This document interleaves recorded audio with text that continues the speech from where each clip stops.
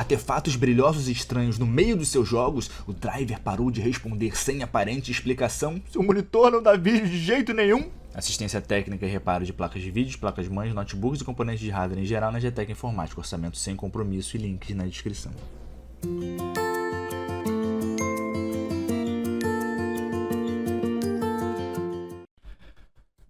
Fala galera, meu nome é Rodrigo, você está no canal Rodrigo Baltar, o canal que mais cresce no Brasil. Nesse vídeo aqui a gente vai bater um papo sobre o evento da AMD que acontece hoje, sabe-se lá onde, mas em algum lugar do mundo, chamado AMD Next Horizon, onde alguns rumores dizem que a AMD vai anunciar a nova geração de processadores Ryzen e também GPU Vega 20. E a gente vai bater um papo sobre isso. Bom, eu li aqui alguns rumores, né, sobre o que vai acontecer nesse evento. E muitas pessoas afirmam aí que a AMD vai mostrar para o mundo, pelo menos, os novos processadores Ryzen 7 nanômetros. Dessa vez, ali, a segunda geração de vez, né? Não um refresh. A gente teve aí o primeiro Ryzen lançado, se eu não me engano, em 2017, que foi o Summit Ridge. Lá o Ryzen 1300, 1400, 1500, 1600, 1700, né? O melhor processador para mim entre todos, e o 1800X. Depois a gente teve lá o Pinnacle Ridge, que é um que eu uso hoje aqui, o Ryzen 2 700, que teve ali uma pequena melhoria nos acessos à memória. Por exemplo, o acesso à memória principal melhorou cerca lá em até 20 nanosegundos, e uma pequena melhora ali no cache L2 e L3, principalmente no L3 ali, quando tinha que atravessar lá o barramento do Infinity Fabric, né, o CCX. Então a AMD fez ali uma pequena melhoria, resultou ali num pequeno aumento de performance no processador, que não justifica, óbvio, a sua compra caso você tenha um Ryzen da geração anterior, e também não justifica, por exemplo, você escolher um Ryzen 2600 no lugar do Ryzen 1700. Não justifica. Para jogo, não justifica. Não justifica. Não justifica. E agora a AMD promete lançar aí os processadores em 7 nanômetros. Os Pinnacle Ridge já foram em 14 nanômetros, né? E agora em 7 nanômetros TSMC.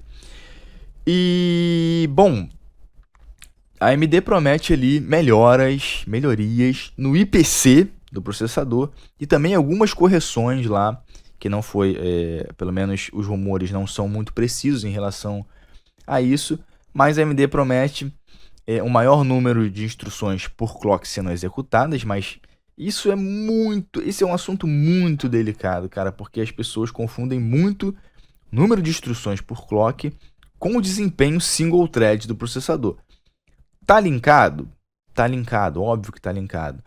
Mas isso depende muito também do software que está utilizando. Então, como é que as pessoas geralmente fazem esses benchmarks aí, como eu vi recentemente?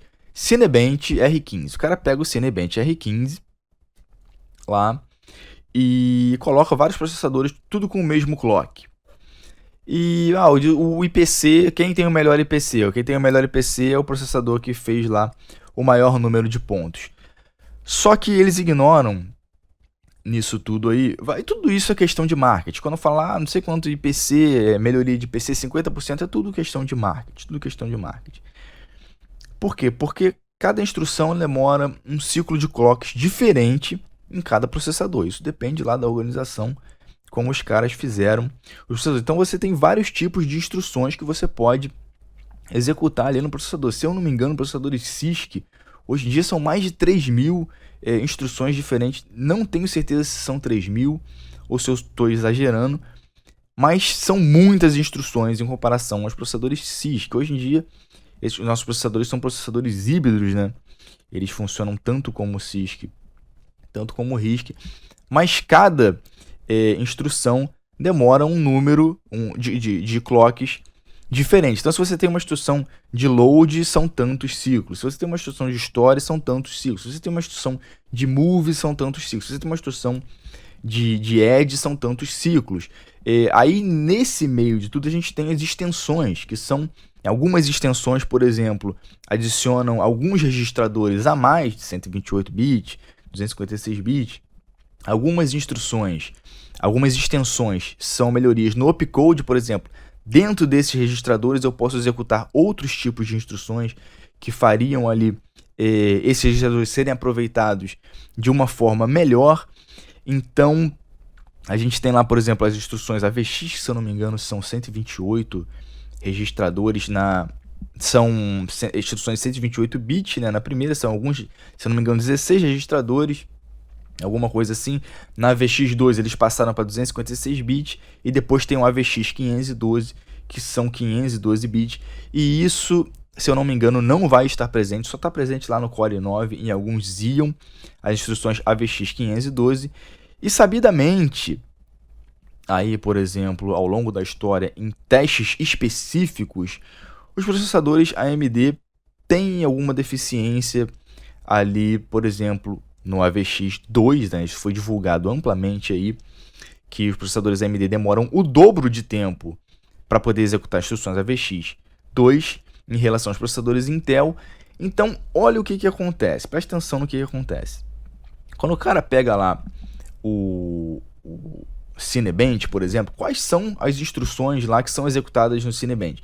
Você tem que ter ali, e isso não é divulgado, óbvio que não é divulgado, quantas instruções, por exemplo, vamos supor lá que você tem que executar 100% do cálculo. Então vamos supor que 100% daqueles cálculos ele é feito 20% por adição, 30% por não sei o que lá, 15% é AVX1, se eu não me engano o Cinebench nem usa AVX2 ainda, não tenho certeza, porque isso também não é divulgado. Então, quem vai se sair melhor naquele cenário ali? Os processadores que consigam executar melhor aquelas instruções que são necessárias. Por exemplo, se o processador AMD, se ele usasse, por exemplo, a AVX2 e o processador AMD demora o dobro do tempo para executar essas instruções, se o programa fosse 100% composto por instruções da AVX2, o processador da AMD, o processador da Intel, seria 2 vezes mais rápido que os processadores da AMD. Então, tudo isso aqui que eles colocam, tudo isso depende do cenário, depende do software. Então, você só tem como testar ali o IPC, por exemplo, de um mesmo processador. Vamos ver se eu melhorei o IPC aqui do meu processador, sei lá, ou de uma geração para outra. Mais ou menos assim, eu pego o mesmo software, faço o mesmo teste, né, com o mesmo clock e eu consigo ver ali uma diferença no IPCA. Eu consegui executar mais instruções por ciclo no mesmo clock do que o meu processador da geração anterior. Mas aí, o que acontece? Você não está testando, na verdade, o processador, você está testando o software, né? Você está testando o processador naquele determinado software. Existe uma lei chamada, um estudo, né, chamado Lei de Amdahl, que estuda, que faz ali o estudo do ganho de performance utilizando uma determinada melhoria num processador e quando essa melhoria não é utilizada, porque às vezes também, dependendo do cálculo que você tem no programa, né, um cálculo muito simples, se você for utilizar uma instrução nova, talvez o processador perca mais tempo executando essa instrução do que se executasse ela ali de uma forma mais simples. Então, tudo isso, cara, é muito subjetivo. Tudo isso é muito subjetivo. Então, como é que você otimiza, por exemplo, um jogo ou um software para determinado processador? Vamos supor que existem várias técnicas de blend prediction, técnicas de desvio de execução, técnicas de renomeação, né? De registradores. Vamos supor que em um determinado cálculo lá, você perceba que aquele seu software, você tem lá, por exemplo, um booleano, um verdadeiro ou falso. Você percebe que naquele cálculo ali, em 90% das vezes, você tem o resultado verdadeiro. Então, você vai lá e otimiza o seu processador para, quando eu ver esse tipo de cálculo aqui, 90% das chances, eu já coloco o valor verdadeiro, gravo ele num registrador renomeado e quando eu precisar usar esse cálculo, eu já tenho o resultado dele num registrador. Então, ele já está executado. Já executa, ele vai lá e grava na memória. Só que quando eu erro aquela previsão ali, eu perco tempo. Então, como você melhora o IPC? Você analisa o software, né? Os softwares do mercado lá, quando você tem determinado tipo de cálculo ou de laço, o resultado tende sempre a ser esse daqui ou parecido com esse daqui e tal. Então, você tenta fazer uma melhoria dessa forma, analisando lá como os softwares são executados. Então, por isso que tem patch, os caras lançam patch, correção e tal. Aí lançam lá novos opcodes, né, para poder melhorar esse tipo de trabalho da CPU. Então, tudo isso aqui é muito subjetivo, cara, muito subjetivo. Você pega lá, vamos supor que você tivesse lá, nesse novo Ryzen lá, de 7 nanômetros, lá você tivesse a instrução AVX 512, que provavelmente não vai ter, né? A AMD teria que fazer lá, sei lá, um benchmark comparando, por exemplo, num ambiente onde se utilizasse essas instruções AVX 512, comparando com o processador Intel, para saber qual é o mais rápido. Você tira ali, é óbvio, a diferença se você tem um processador que tem um baixo desempenho, que tem um baixo número de instruções executadas por ciclo, você tira esse desempenho fazendo o quê? Aumentando o clock, né? Você vai aumentar o clock, o número de instruções pelo tempo, você terá mais instruções executadas num tempo menor. Então, quando o cara fala lá, o IPC tal, tudo isso depende do software que está utilizando, cara. Você está utilizando todas as melhorias que o processador tem a oferecer ali, porque senão eu acho, na minha opinião, que isso não faz muito sentido. Eu não posso pegar um Core i9 lá, por exemplo, colocar para rodar no Cinebench, que não usa instruções AVX 512 ou AVX2. É óbvio que o desempenho dele vai ser semelhante lá, muito próximo, por exemplo, a de um Ryzen lá, porque só usa as instruções AVX. As instruções AVX por AVX, a AMD consegue executar tão bem quanto as instruções da Intel. Então a gente fica esperando o quê? Basicamente, que algumas melhorias sejam feitas, né? Mais melhorias lá, por exemplo, no acesso à memória principal, porque os processadores Intel, nesse quesito, eles dão um banho, sempre deram um banho nos processadores AMD. A Intel ainda tem os melhores processadores do mercado, né? Embora eles não sejam processadores custo-benefício. E a gente também começa a chegar numa parada, por exemplo, o clock do processador foi importante até um determinado tempo. Vamos bater esse papo aqui. O clock do processador foi importante, foi chamada lá a escalada da frequência. E em determinado momento, viu-se que a frequência alta exigia um alto consumo do processador e você teria que passar a executar aqueles processadores ali em modo paralelo, né? Então, a primeira coisa que surgiu foram os processadores super escalares, né, que executavam mais de uma instrução por ciclo, e depois começou a existir os processadores multithread, né, processadores multiprocessados. E depois disso daqui, a gente está vendo aí processadores de 32, 64, 128 núcleos, tem uma caralhada de processadores aí, onde você, em determinado ponto, você não vai conseguir mais ter uma melhora de desempenho. Preste atenção nisso, porque para tudo tem um limite, né? E determinados softwares você perde mais tempo dividindo as tarefas do que, eu perco mais tempo mostrando para o meu outro amigo aqui, que é um outro núcleo de processador, qual a posição de memória que ele vai ter que gravar, o que eu estou calculando para ele poder dar continuidade. Então, quando uma instrução é muito simples, eu perco tempo dividindo essa instrução. E quando, por exemplo, eu tenho muitos núcleos disponíveis e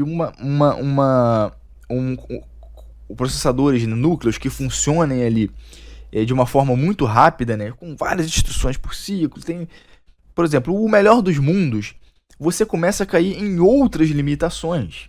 Por exemplo, a limitação da linguagem de programação, a limitação do próprio sistema operacional, você vai para a limitação do software. Ou seja, a linguagem de programação tem lá a habilidade do programador, é uma limitação. A habilidade de quem programar o software é uma limitação. A habilidade da própria linguagem de programação. Então, uma hora você vai ter ali o desempenho, não faz mais sentido evoluir, né? Os processadores hoje em dia multinucleares, eles são feitos para atender aplicações que são baseadas no throughput, quer dizer, por exemplo, num banco, não importa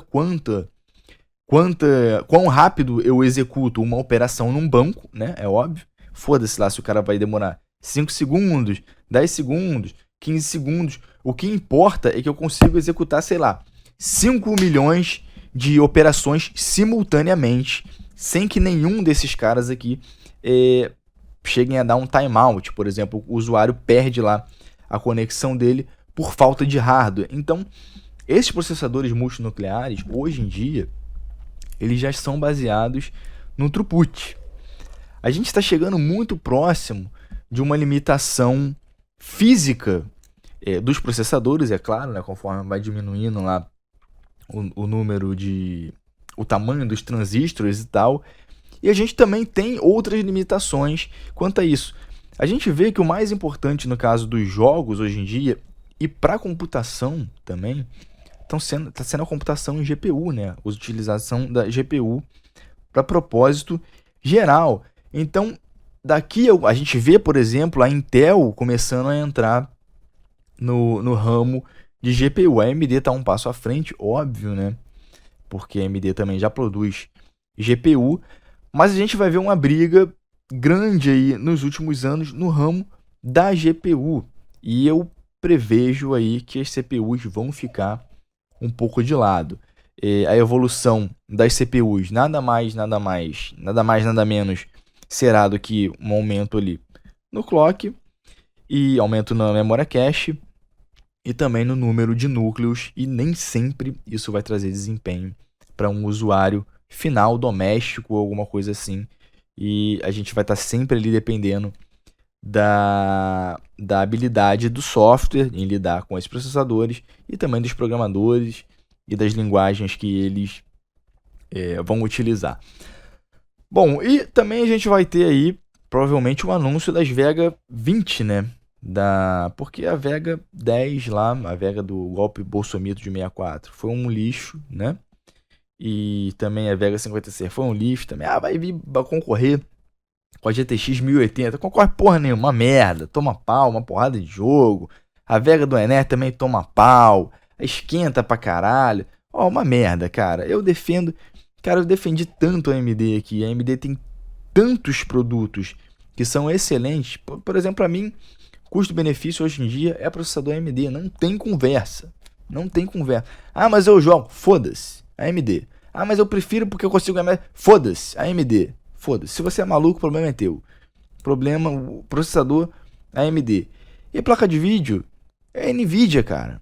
É Nvidia. Enquanto a AMD não apresentar um custo-benefício e outra coisa, conseguir trazer essas placas pro mercado, porque, caralho, a AMD conseguiu a incrível marca de 23 placas vendidas. Isso é entre Vega golpe do Bolsomito e também a Vega do Enéas.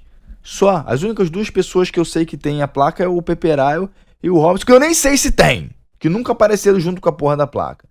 Então, a gente fica esperando aí que a AMD traga menos marketing, não faça, por exemplo, como a Intel, que falou que o primeiro processador 16 threads do mercado. A Intel falou essa porra lá e a gente viu que era mentira. E a gente espera que realmente a AMD entregue bons produtos. Eu tô esperando mais das placas de vídeo, né, da Vega 20, do que, por exemplo, dos processadores. Porque o que eu tenho hoje aqui, me atende muito bem.